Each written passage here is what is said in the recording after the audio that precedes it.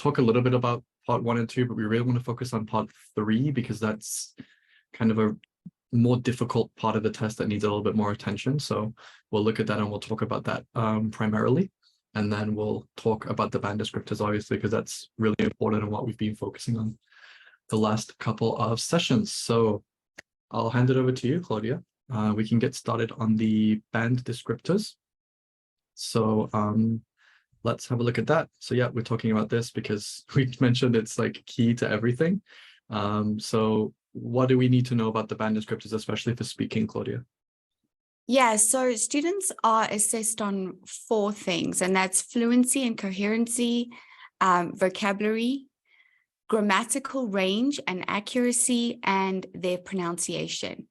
And so understanding, a 7, 8, 9, what's the difference between all of that? We'll go through that a little bit later, but that's really important because there's nothing else that the examiner uses to assess the students, and they need to know that.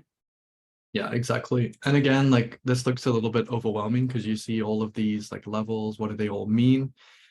I would say 80 to 90% of the experience I've had, Claudia, I don't know about you, I'm generally working between the 5 to 8 range. Is it any different for you? It's the same for me. Yeah. Because generally if students are taking it, they need it for a certain reason. So they've already got a fairly decent level of English to begin. So they might be around this 5 level. And then if you're anything above an 8, then you probably don't need it necessarily. And there's a couple of exceptions, but generally we're in this 5 to 8 range.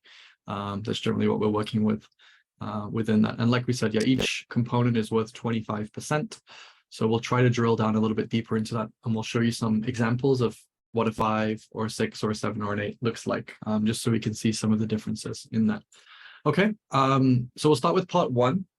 As we kind of know, it's a short warm-up style speaking task with 3 topics, 3 general topics that could be quite basic.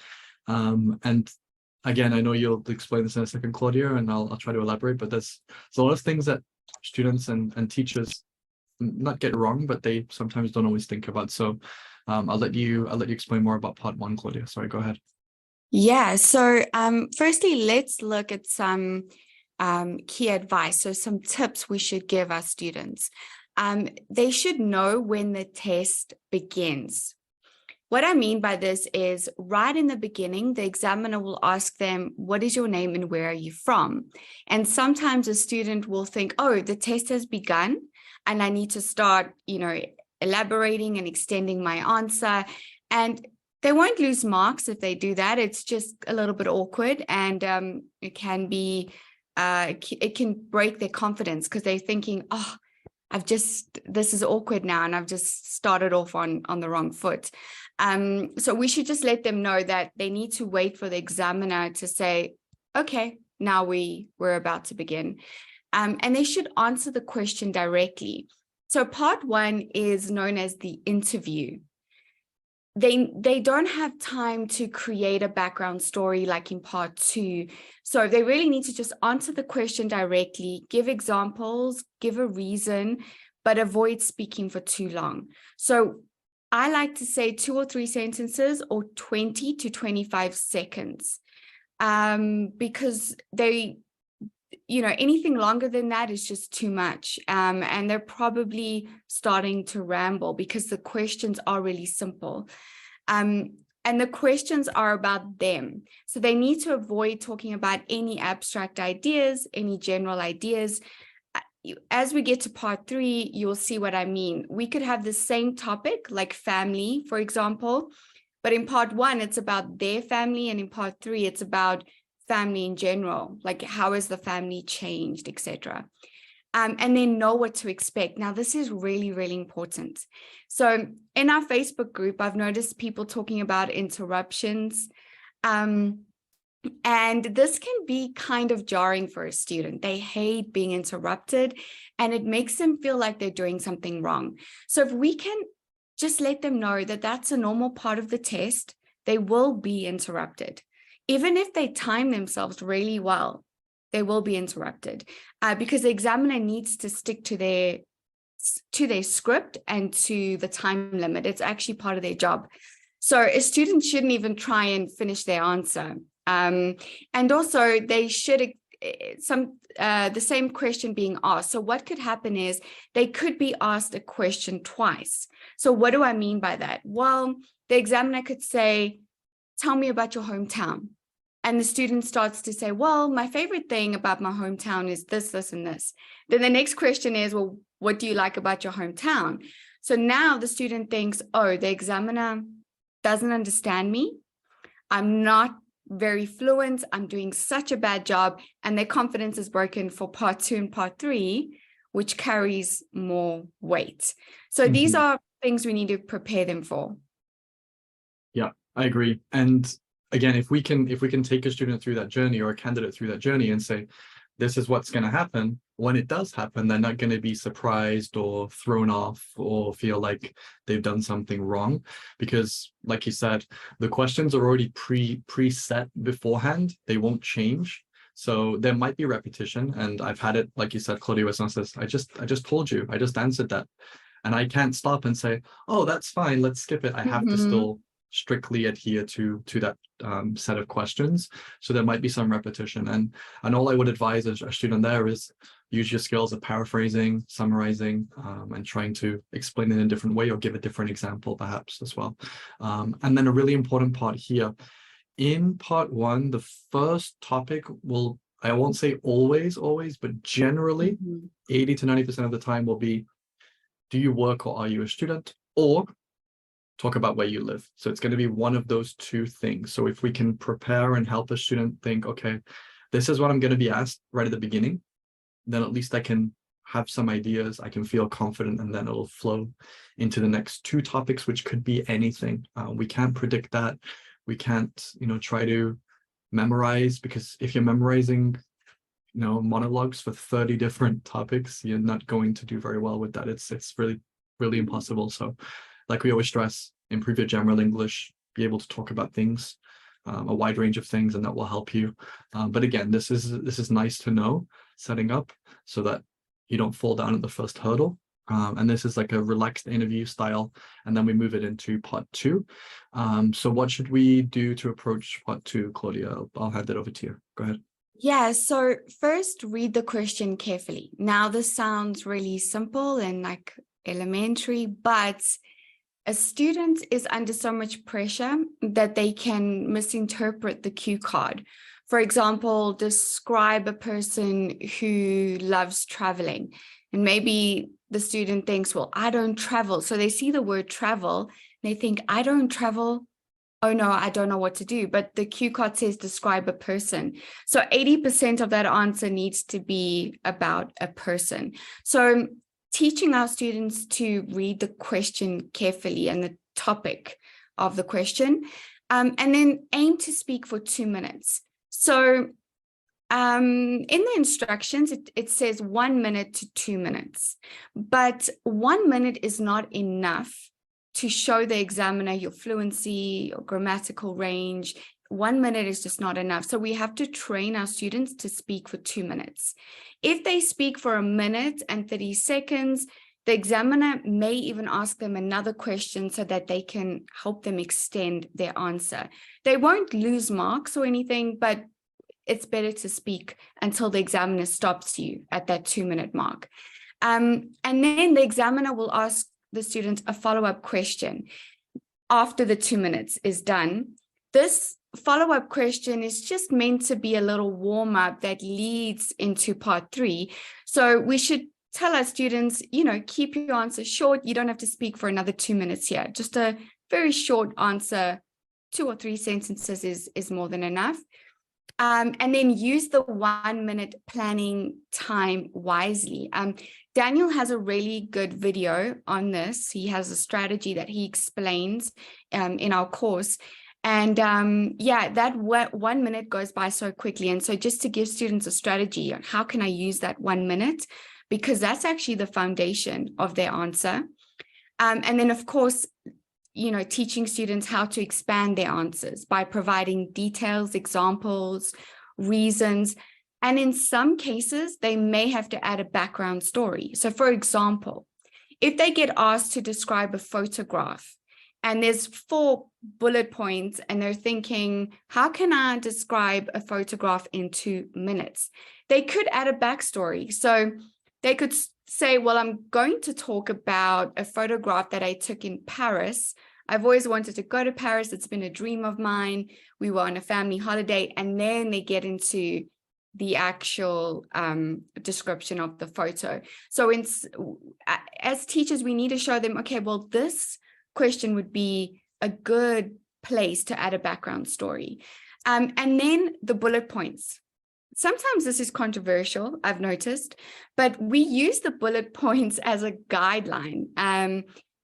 We don't answer the bullet points one by one. If a student does that, they will run out of time and their fluency will be affected, because how can they link their ideas if they're looking at the bullet points and just answering them like this? They're not really talking. It's not, their speech doesn't really flow. So they can use it as a guideline, but they should focus on the topic question. If it's describe a person, focus on that and just use it as a guide. And then when the examiner stops you at the 2-minute mark, tell your students to avoid trying to complete their answer. Because the examiner is there to do their job. And I know a lot of students who will say, no, I have to complete my answer. But this just annoys the examiner because you're actually kind of interfering with their job. In the band descriptors, it doesn't say student completed their answer. That's not what they're being assessed on. So they don't need to worry about that. Yeah, great points. It actually doesn't matter if you don't run out, if you run out of time or you don't complete your answer. That's not what we're actually focusing on. We're just trying to ascertain your speaking proficiency and your skill in speaking English. It's not necessarily a case of, can you complete every answer and answer everything perfectly? And then some myths here as well. Like you said, we need to answer every point. You don't, you might run out of time. That's fine. These are a guide. These are to help you have some things to plan and to talk about. But if you don't cover them all, that's okay. And again, my knowledge of a topic matters. I must be factually correct. No, you can totally fabricate or make up a response. Who cares? We don't care. We're not analyzing how correct your ideas are. We're analyzing how well and how accurately you communicate those ideas. So it seems strange because in a general English conversation, obviously we want ideas to be correct and factual, but in this instance, it's not that important actually. I should use idioms as much as possible. No. As we talked about, language and vocabulary is only 25% of the overall score. So you might use a lot of really good idioms and, idiomatic phrases in speech, but that's only 25% of it. If you're not doing the other 3 things well, then it doesn't really matter. It's about having an overall level and looking at all of those skills and having them all in mind when you're speaking, because again, if you're neglecting one thing to focus on something else, then it's not going to be even. It's not going to be balanced. How do I reach a band 7, which is what most students ask us, is by working on all of them, being aware how you're going to be assessed in all of those areas and working towards the skills in all of those areas. Idiomatic language, pure idioms, out of the blue, not natural, doesn't really fit unless you're very skilled at putting them together. Phrasal verbs catch up, and they just try to wedge them in there. It doesn't flow, it's not natural, it doesn't make sense, and then that affects the grammar. A roller coaster of emotions. Okay, again, if you're a skilled speaker at a band 8 level, then fine, maybe you can use it. But again, these are some examples of idiomatic language that we can use, but it has to be used correctly and naturally. This is the key, and this is what a lot of students and teachers fail to recognize. And again, there's a lot of bad advice out there, unfortunately. And we have to make sure we use language correctly, accurately, and it has to flow. That's what's really important as well, because otherwise we're neglecting the other band descriptors and that's affecting the score overall. All right, we're going to really nail down part 3 today, because I think this is an area that a lot of teachers don't pay attention to as much as they should, and also an area where students don't really think about, because they get to part 3, they're like, I just survived, I've made it to part 3, anything else is a bonus. Well, no, this should be where students really start to demonstrate what they can do and show what they can do. You've done the walk, you've done the jog, now this is the running, this is the race. So this is what we have to think about. So we'll talk about this a little bit. We'll talk about the question types, because this really defines how a student might respond. And then also the language you need to use in part 3, because this is a more high level discussion. It's not an interview, it's not a monologue, it's a discussion. So we need to be a lot more skilled in this. So what are the common question types, Claudia? We've got 7 here. So what do we mean by these different question types we have here? So we have opinion, evaluate, future, hypothetical, cause, effect, compare, contrast, and past. So what's the significance of these different question types, and why do we need to know about them? Yeah, so firstly, these aren't the only question types, and they won't get every single question type in their test, because the test, there's not enough time to ask all question types. But the reason why it's important is because the way we express our opinion and the language we use when we're talking about, when we're comparing two things, we need to know the language. We need to know, how can we express our opinion, and how can I compare two things? What comparative language can I use? How can I talk about the future? What grammar can I use when I'm talking about the past compared to now? And so that's why this is important, because we can help our students know, okay, well, this would be a perfect opportunity to use the second conditional, for example, with a hypothetical question. And that is complex grammar as well. So that's why this is really important. Perfect. So we have the opinion question. This is pretty common. Will come up more often than not. The examiner will ask you what you think of something. So for example, do you think libraries are still valuable? So again, what language, what vocabulary should I help my students to use and to help them? So as you said, Claudia, and as you always mention, it's not about memorizing responses. It's about learning chunks of vocabulary and chunks of, language that we can kind of put into place. So it's kind of like a jigsaw almost. You're kind of putting the things in the right places. So again, we've got all these common opinion phrases, I think, in my view, in my mind. As far as I'm concerned, I'd say that personally, the way I see it, if you ask me. And what's important as well is that students use a variety of these. They don't just say the same one over and over and over again, because then they can expand their range. If we remember in the band descriptors, it's about a range of vocabulary and a range of structures. So if they're just saying, I think, in my opinion, according to me, if they're saying these things over and over again, it's not really going to help them get beyond a band 5 or 6, because they can't show that wide range. So again, this is pretty common. Practice these with students, make sure they're comfortable with them, and that they can give responses based on all of these different example chunks of phrases that they can use for opinion and giving opinion. Evaluation, Claudia, what do you think for this one? Yeah, so this is just, what do you think about someone else's opinion? And students usually will have to agree or disagree. So how can they do that? So here we've just given them some language that they can use when agreeing or disagreeing. So for example, I think the example question is, some people believe that environmental problems are the government's responsibility. Do you agree?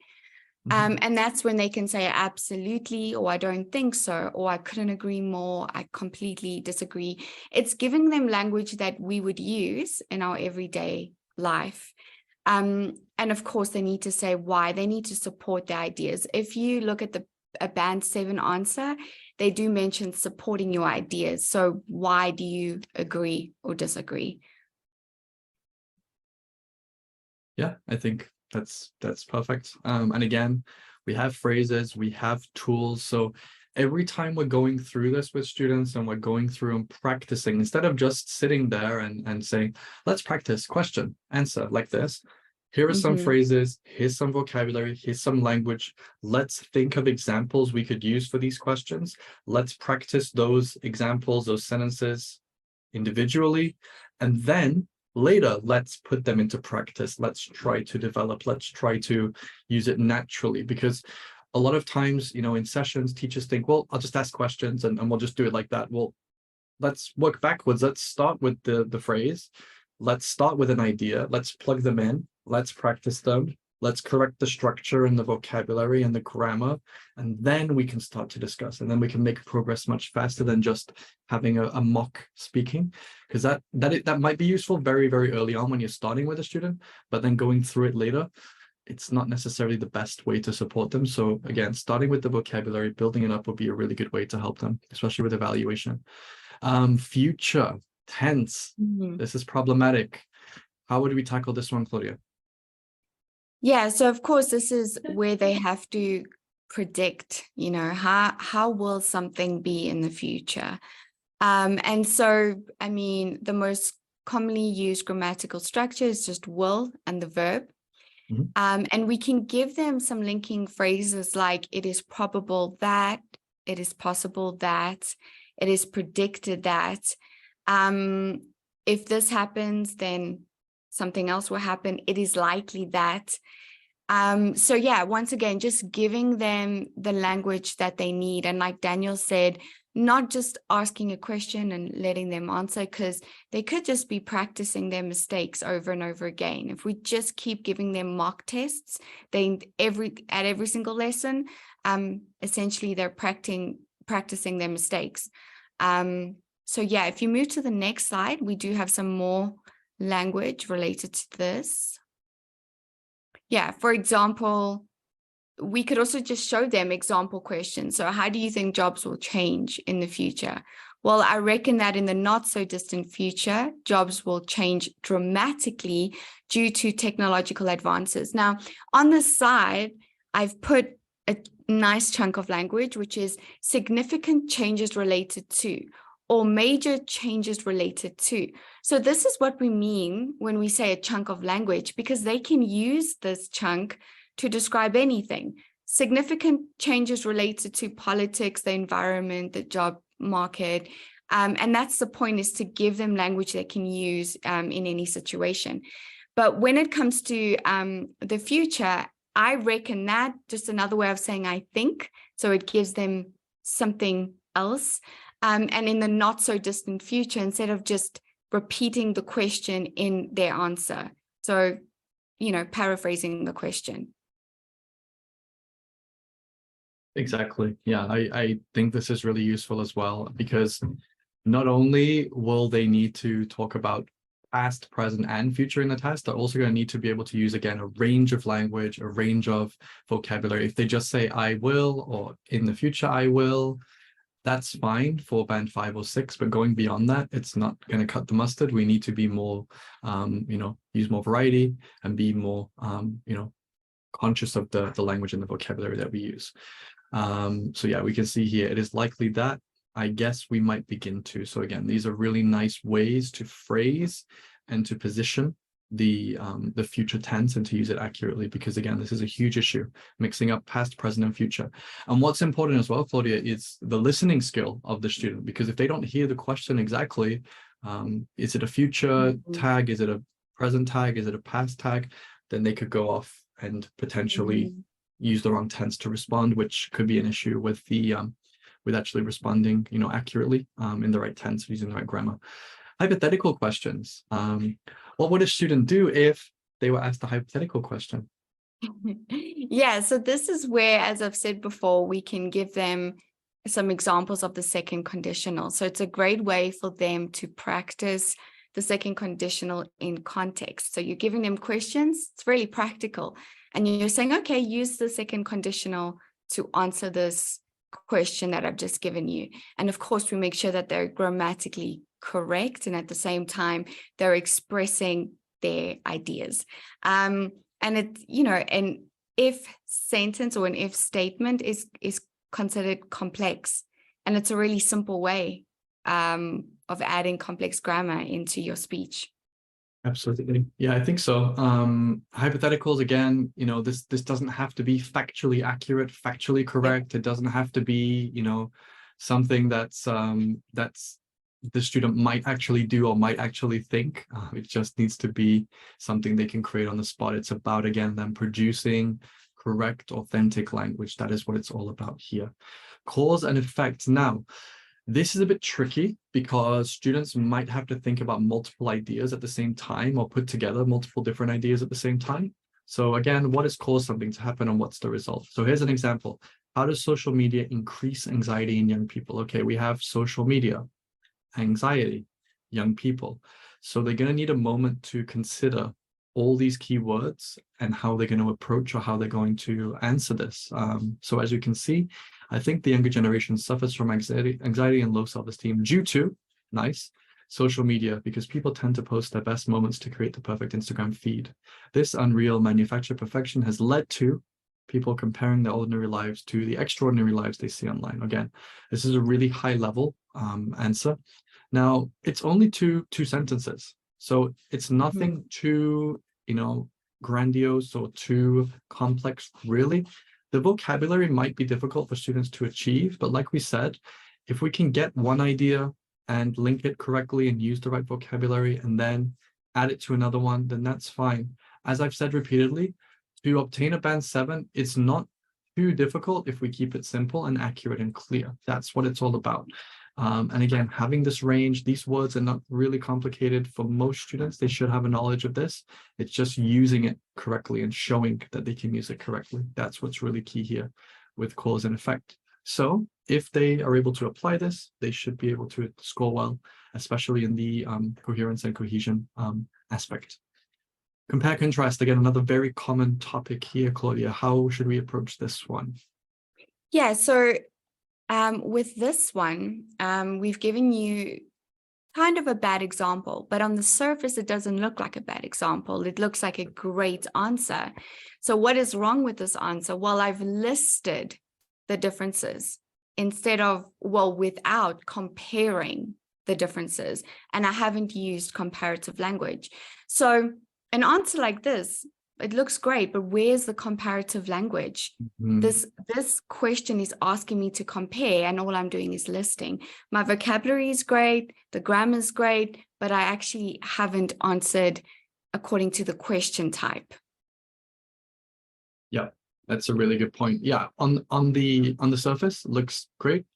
But again, in what ways? Well, this is not really saying in what ways, it's just describing the question and addressing it directly. So we're not talking about the different ways. So yeah, again, no comparative language. Again, it's not wrong necessarily. It's just not really using the skills that need to be used to demonstrate your knowledge or to demonstrate the accuracy or the vocabulary that you need in this area. Okay, and again, what would be a better example? So this is a better example compared to, broader compared to, again, we can have a little bit of repetition. Again, another huge issue is like repetition is bad. In some instances, you can see here, sorry, it's showing now. There is a little bit of repetition, but that's not necessarily a bad thing. If it's in 1 or 2 questions, if it's in every question, then it's a problem in every response. But again, now and again, it's okay to repeat yourself as long as it fits the type of question, I would say. All right. Yeah. And sorry, go ahead. Sorry, just to add to what you've said, in that answer, you will see, so if you go back to that answer, I don't know if you... Yeah, there you go. Okay, there. So, for example, more expensive or smaller or bigger, it's really basic, but it tells me that you're comparing something. So it's not actually that complicated. Just letting the examiner know that I am actually comparing something. Yeah, exactly. And again, comparative language, what could we use instead? Whereas, in contrast, by comparison, compared to, in comparison to, on the other hand. I always make a joke of on the other hand because students use it repeatedly, and then I ask them, do you have more than 2 hands? On one hand, on the other hand. So try to keep it connected to that as well if you can. Again, just a very small thing, but it helps them remember not to repeat the same phrase over and over again. So, we can add that in as well. Yes. So again, comparative adjectives. So for the grammar portion and for using different types of words, so using not just nouns and verbs, but maybe adjectives and adverbs as well to describe. So again, we have comparative adjectives, irregular adjectives, and longer adjectives. Again, good, bad, little. It's not necessarily the level that we need for band 7 and above. We need to try to expand, or if we can't use different words, then we can use different forms of that word. That might be a better way, because then we're showing different grammar structures and different types of sentences, as opposed to just saying it's good, it's bad. Well, no, it's better than, okay, worse than, not great, but better. It's the worst, absolutely the worst. Okay, so you can see how we can get these words and we can develop them slightly to be more accurate and to be more proficient and more advanced as well. Past tense, how do we navigate this one, Claudia? Yeah, so of course, this kind of question is comparing something from the past to now. So this is where students will use used to. For example, public transport used to be the most popular way to travel around the city. So again, very simple, but just letting them know that this is how we can use used to. This is how we can talk about the past. And then you would have to use comparative adjectives because you are comparing, again, in this question type. The only difference is you're comparing the past to now, so that's where the used to, the different grammatical structures come in. And then speculation. Why would we use speculation? Because maybe a student doesn't really know how things were back in the day. So they would say, well, maybe it could be like this, or possibly, or may, perhaps. So yeah, just teaching them how to speculate as well, if they don't know. Fantastic. Yeah, great comments there. And it's very important to note as well that, again, mixing and confusing tenses is very common. So if we can help students to frame their response based on just one tense instead of mixing between them, then that will help them be more successful. How are things different in the past? How have they changed? So again, we could just keep it past, past, past. And then another idea could be present, present, present. So try to keep consistent with that, because we don't mind if you just talk in one tense and then switch to another. But if you're just jumping all around the place, that's going to be it's going to give a much higher chance of making errors and mistakes, especially with grammar and vocabulary as well. So yeah, it's something to think about. Okay. Now here, possibly, might, may, perhaps.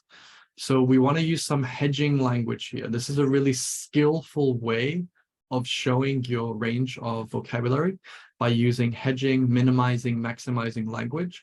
Again, if you want to be declarative and make a statement, that's okay. Again, we're not going to judge you on that.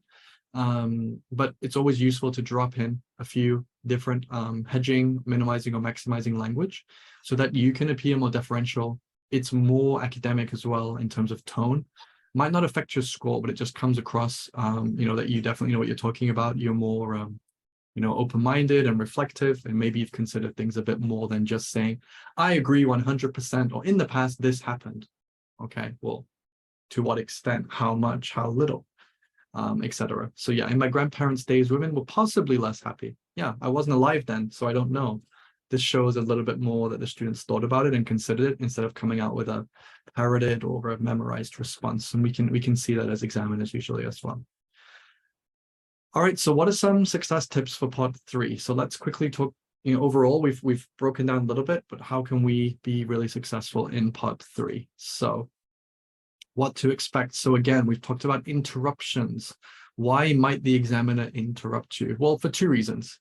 If you talk about yourself instead of general ideas, they might redirect the question. So we talked about this in our group the other day, actually, where we were talking about, will they disagree with you? Well, no, but if I've asked you A and you're talking about something totally different, then I might redirect. Another example is if something's clearly very memorized and isn't related to what I'm asking, then again, I might rephrase it or reformulate it. It doesn't mean that I'm disagreeing or that what you said is wrong. It just means that I need to get a response based on what I'm actually asking. So that's the first one. If your answer is too long, yeah, again, timing is crucial. As examiners, you have a very, very set time. You have to be examined. Examiners have to be examined and moderated to standard. If you go over by 1 second, that's a red flag, and that's a big, big issue. So you have to be very, very strict. It's nothing personal to the student. It's just something they need to be aware of. So don't worry, you're not going to be penalized for this. Again, if you can't finish your answer, it's okay. And again, parts 1 and 2, the questions are set in advance. They're very, very regimented. We have to go through them all. Part 3, more flexible, and they might challenge them, but not necessarily saying you're wrong or I don't agree. Might be more about to what extent or how or why or what. So it's those W type questions that will come up usually. And I know in my experience when I was examining before, I would say, well, to what extent, or to, in this perspective, or some people might say this, but others would say that, which one do you agree with, etc. So they're more discussion-based questions that you would need to think about. And again, these can't be predicted, these can't be memorized. If something is memorized and it's perfectly on topic, I mean, we don't really care, but it's very, very, very difficult for a student who doesn't have that language level to pretend or to mimic or to memorize to make up for that deficiency. It's just not possible, because eventually you will be found out and it's going to reflect in your score or in the other skills. So just as a kind of recap of part 3, know the different question types, know how to answer each question type, support with reasons and examples. We use some acronyms or some mnemonics to help students remember. I use HEAL, or I use OREC, O-R-E-C, depending. I can talk to you more about those later. 40 seconds is a good length. You don't have to time it, but generally like 3 to 4 sentences of speech generally is a good rule of thumb. Use fillers to give yourself time to think. Yeah, this is a big one. And this can be applied across all of the different questions. We can use some different fillers. I never thought about that before. That's a really good question. That's a tricky one. So these would come up naturally in conversations, in discussions, but if it's going to be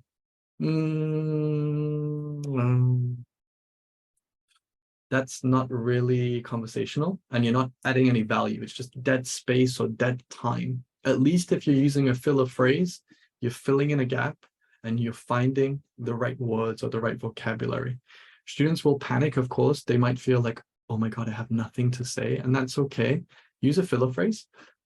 I just need a moment to think about that. That's fine. It doesn't take much energy to say that. It doesn't require memorization to use one of those phrases. So you can definitely do that. And I've been stumped before. I mean, I've taken the test as well to simulate what it would be like for a student. And I know that one question came up for me, which I'd never had experienced. So instead of saying, oh, I don't know, I don't have anything, I said, well, this hasn't happened to me personally, but it did happen to one of my friends. So let me try to tell you what they told me and let me share that experience. That's fine. As an examiner, we don't care about answering the question exactly. It's just give me a response based on this prompt, something. And practice common topics. Generally, the topics are things about society, the environment, relationships, people, places. Those are the most common kinds of topics. So if we can speak about those generally and give students materials on those generally, that should help them to succeed. And then the next part, practice under time conditions. Again, if you're not timing a student, how are they going to be able to produce it when they take the test? They can't. They need to be able to replicate the conditions accurately. So try to time them and follow the time. Research ideas. So if there's something a student doesn't know about or they're not familiar with, give them a little task to do some research on that and to tell you about it, to discuss it with you in the next session or in another session. So they're actually filling in that gap of knowledge. Find the balance between fluency and accuracy. I would always say it's better to be a little bit slower and clearer than to be really fast and forget something and not really understand what was being said. Right? The first approach is definitely better. Don't overthink. Don't be afraid to make mistakes. Again, you can make lots of mistakes and still get a band 7. And if you're interrupted, that is okay. That is fine. So yes, anything to add on this part, Claudia? Yeah, I mean, I think we keep on, talking about the interruptions because the point is We want to prepare them for an exam environment, just because we've seen how students, how their performance has been so impacted by things that just don't matter. And so if you can just prepare them for all elements of the test, even the atmosphere, even the moments that might feel awkward, it won't throw them off. And that's the point. Yeah. And again, I know it's not always practical or possible or realistic or affordable, but I always say if you really want to examine and if you really want to teach IELTS and you want to help students and you know, obviously improve your skills and knowledge, book a test and take one. The best way to share and to empathize and to guide a student is to compare experiences taking the test, because if you know what's going to happen and what to expect and the challenges and difficulties you had, you can incorporate that into your sessions, into your classes, and you can help them navigate those challenges. And these were the filler phrases that I just mentioned. So again, you know, try to get these into the speaking conversation when they're doing the speaking test, to give them a little bit of time. You know, I sometimes work with students from China. We have a big group of teachers even from China, and they will say like words in Chinese, like and they'll use those words. Well, again, we have to get people thinking in English. This is the biggest challenge, is thinking in English. If we can start with a filler phrase in English, then that should help frame them to respond to the rest of it in English instead of doing live Google Translate in your brain. That's the biggest challenge. So start with these and then build up with the chunks, get the chunks into sentences, take them one by one, and then put them into a overall conversation or practice test for speaking. Let's look then at some differences between the bands. So we'll look at a 6, a 7, and 8, and we'll think about the differences between them. And maybe they look the same to you, but we'll explain why they're not the same, and also why they might not necessarily look different, but they scored differently. So the question here is, do you think people cook less in modern society? So this scored a band 6, Claudia. Why did this score a band 6? Looks pretty good to me. Yeah, it again, on the surface, it looks great. They used a wide range of vocabulary and they've used accurate grammar. The problem is they haven't understood the question entirely. Why? Oh dear. Because this is part 3 and they've made it about them. Now, it's okay if they add a few examples about their personal life, but they've made the entire question about them and how they feel about cooking instead of people in general. And so they've kind of missed the point. And yeah, so they haven't fulfilled the vocabulary because they're not using wide enough vocabulary to talk about, do people cook less? They're talking about me. Well, I think toddlers and young children can start talking about themselves, but it's much more difficult to talk abstractly, generally about people, other groups. So they made it too personal. They could have used, like you said, a couple of personal examples. While I do this, other people do this. Or even though I don't cook much, I know that. Okay, well, that will be fine. And again, linking words, I don't see any. Also, additionally, furthermore, to elaborate, for example, I don't see any of that in there. It's just a bunch of statements, which on its own, you know, in isolation, they might be okay. But when we're looking at it combined altogether, doesn't necessarily hit the mark. Now, I always have to preface this. Just because we say it's a band 6 doesn't mean another person might think it's a band 7 or a band 5. We don't know. Again, you know, this is just based on what we believe, based on our experience and knowledge and skills. But this is what we believe, and this is why. Now, okay, what's the difference then between this and this? This is a 7. So what's the difference? I'm confused. Yeah, so in this one, the question is, do you think technology has helped or hindered communication between people? Now, looking at this, looks pretty good. The student used a range of linking words, advanced vocabulary accurately, provided explanations and examples, and they answered the question entirely, demonstrating that they understand the question. But although they've used advanced vocabulary, they didn't paraphrase the question, and there's a bit of repetition here. And they could have used informal linking words as well, because the IELTS speaking test is about everyday English. And so we want them to use informal linking words. Like, having said that, in my mind, this is not an essay, and they should not be speaking like they're writing. Right. Great answer, but yeah, to get to an 8. Yeah, exactly. This is great though. Yeah, And it's this is the great. level that you need to kind of share models, share examples with your students so they can see what they have to work towards. Because if you're just giving general feedback, like we said, good, great, awesome, well, that's only one part of it. We need to show them how they can get there and what they need to do. So in my opinion, on one hand, this has, however, on the other hand, okay. So again, there could be some improvements. There's a few small errors, which is fine, but we've got a wide resource of vocabulary. We've got some less common vocabulary, some idiomatic language as well. Again, so good ability to paraphrase as well. So yeah, this would probably score a 7. Again, we can't hear it, so it's not necessarily easy to see the pronunciation.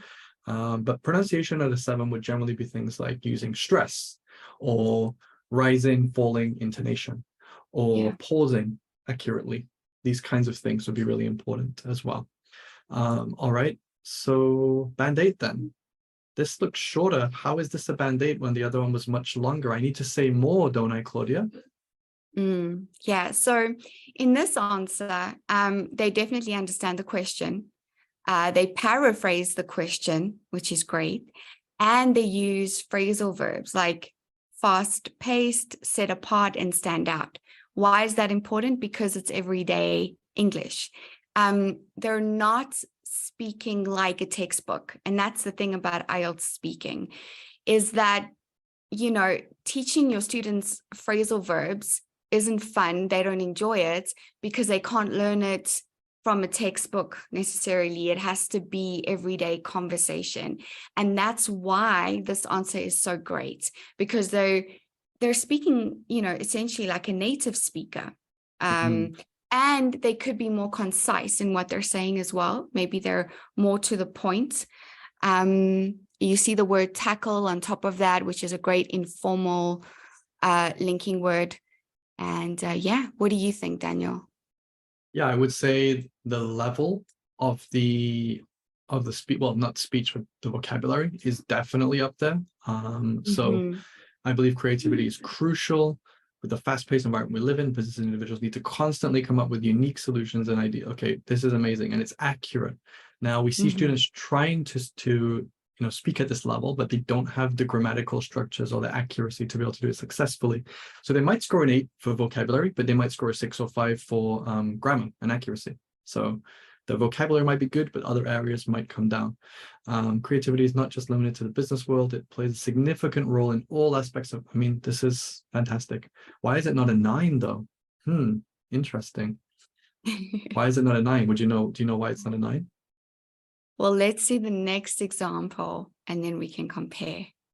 I think this is as far as we're going today. So we're not looking at Really? band We 9 don't have yet. we don't have a band 9? Okay. I don't believe so. No, I think Next that is it. time. Yes, because we're going to do another session specifically on band 9 and using that as a model. So we're giving you a cliffhanger. Kind of, yeah. So yeah, this is really, really strong, but there are a few small things. So it says here on top of that. Have you ever said on top of that in your speech, Claudia? I would say more than that instead of on top of that. Yeah, More so commonly. it makes perfect sense. I know exactly what you mean, but it's not necessarily what a native speaker would use.